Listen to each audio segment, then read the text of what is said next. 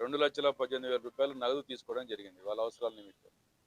ఆ డబ్బు తీసుకొని అది ఒక బ్యాగులో పెట్టుకొని ఆమె నూలివేడిలో ఎంపీపీ స్కూల్లో పనిచేస్తుంది. అక్కడికి పోయారు భార్యాభర్తలు.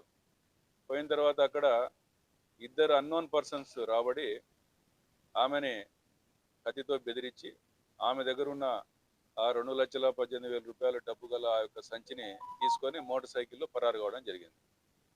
పాపం వాళ్ళు ఇద్దరు భార్యాభర్తలు ఈ సంఘటనతో వాళ్ళు చేరుకొని స్టేషన్కి రాబడి 31వ తేదీ కంప్లైంట్ చేయడం జరిగింది. దాని మీద మనము ఒక స్నాచింగ్ కేసు అంటే బ్యాగ్ స్నాచింగ్ థెఫ్ట్ కేసు కింద కేసు కట్టడం జరిగింది. కేసు కట్టిన తర్వాత గాలివీడ్ ఎస్ఐ గారు నరసింహారెడ్డి గారు, తర్వాత లక్కిరెడ్డిపల్లి సిఐ గారు కృష్ణంరాజు నాయక్ గారి యొక్క ఆదేశాల మేరకు, సూచనల మేరకు ఈ యొక్క కేసులో త్వరితగతంగా టెక్నికల్గా అనాలిసిస్ చేపించి మా యొక్క అన్నమయ్య జిల్లా ఎస్పీ గారు శ్రీ ధీరజ్ కునిబిల్లి ఐపీఎస్ గారి యొక్క ఆదేశాల మేరకు దీంట్లో ఈ సీసీటీవీని మనము పరిశీలించి వాళ్ళని ఐడెంటిఫై చేసి ఆ ముద్దాయిలు ఎవరు అనేది ఐడెంటిఫై చేసి వాళ్ళని ఈరోజు గోపన్పల్లి క్రాస్ రోడ్స్ దగ్గర 10 గంటలప్పుడు అరెస్ట్ చేయడం జరిగింది.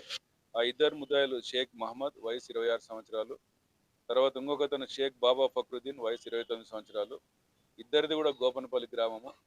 వీళ్ళిద్దరు కూడా ఇతను మహమ్మద్ అనే వ్యక్తి కారు డ్రైవర్గా పనిచేస్తాడు. ఇతను ఫక్రుద్దీన్ అతను ఆటో డ్రైవర్గా పనిచేయడం జరుగుతుంది. వీళ్ళు చెడు వ్యసనాలకి లోనై ఈ యొక్క డబ్బుల కోసం అని చెప్పి వీళ్ళు మోటార్ సైకిల్లో రాబడి కత్తితో బెదిరించి ఈ యొక్క డబ్బులు ఆమె దగ్గర నుంచి బలవంతంగా తీసుకొని పోవడం జరిగింది. ఇది విచారించే వీళ్ళకి వాళ్ళకి మొదటి నేరం. ఇది ఇంతకుముందు ఎటువంటి నేర చరిత్ర లేదు వాళ్ళకి.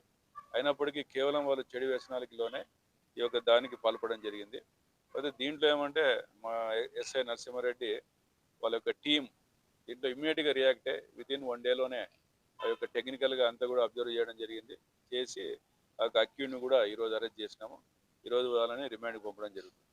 ఈ సందర్భంగా మనం గాలివీడి ప్రజలకు తెలియజేయడం ఏమనగా ఈ యొక్క సీసీ కెమెరాల వలన పెట్టుకోవడం వలన ఉపయోగాలు ఏమనేది మీరు పాత్రికేయులు మీ యొక్క ఛానల్స్ ద్వారా, తర్వాత మీ యొక్క ప్రింట్ మీడియా ద్వారా ప్రజలకు తెలియవలసిందిగా కోరుతా ఉన్నాను. మనం ఈ యొక్క కెమెరాలు పెట్టడం వలన మనకి ఏమైనా నేరాలు జరిగినా కూడా